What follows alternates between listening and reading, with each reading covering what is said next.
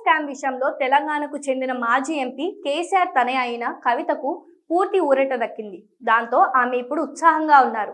తొందరలో పార్టీని పెట్టాలని అనుకుంటున్న ఆమెకు తాజా తీర్పు నెత్తిన పాలు పోసినట్లు అయిందని అంటున్నారు.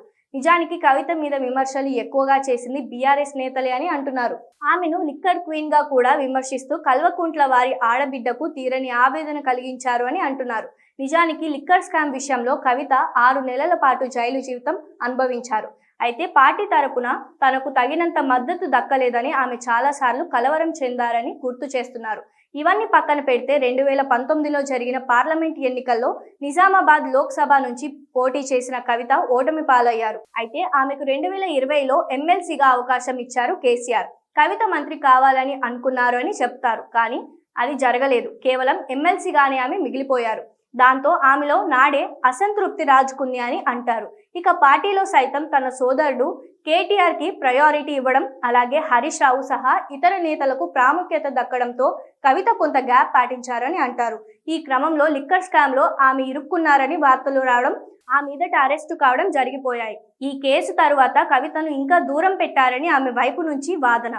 మొత్తానికి చూస్తే లిక్కర్ స్కామ్ విషయంలో ఆమె నిర్దోషి అని తేలింది. ట్రయల్ కోర్టు ఆ విధంగా తీర్పు ఇచ్చింది. అయితే లిక్కర్ స్కామ్ లో కలిగిన ఊరటను బీఆర్ఎస్ వాడుకోకుండా కవిత బ్రేకులు వేస్తున్నారు. తన వల్లనే ఓటమి సంభవించింది అని చెప్పడం తప్పు అని బీఆర్ఎస్ నేతలు, ఇతర కారణాల వల్లనే ఓటమి చెందింది అని ఆమె మండిపడ్డారు.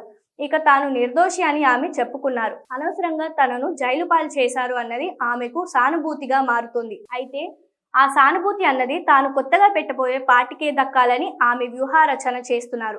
ఎట్టి పరిస్థితిలో బీఆర్ఎస్ అది మల్లకూడదని ముందరు కాళ్లకు బంధం వేస్తున్నారు. కవిత రాజకీయం అంతా ఇప్పుడు బీఆర్ఎస్ మీదనే ముడిపడి ఉంది. జనంలో బీఆర్ఎస్ ని ఎంత పలుచన చేస్తే అంతే స్థాయిలో తన కొత్త పార్టీకి బలం చేకూరుతుంది అన్నది ఆమె వ్యూహంగా ఉంది. అందుకే ఆమె లిక్కర్ స్కామ్ తీర్పుని అనుకూలంగా మార్చుకుంటూ అదే సమయంలో బీఆర్ఎస్ మీద విమర్శలు ఎక్కుపెడుతున్నారు. దీంతో బీఆర్ఎస్ కి ఆప్ అధినేత కేజ్రీవాల్ మాదిరిగా తమ పార్టీని సిబిఐ కేసుల పేరుతో టార్గెట్ చేశారు అని గట్టిగా చెప్పుకునే అవకాశాలైతే తగ్గిపోయాయని అంటున్నారు.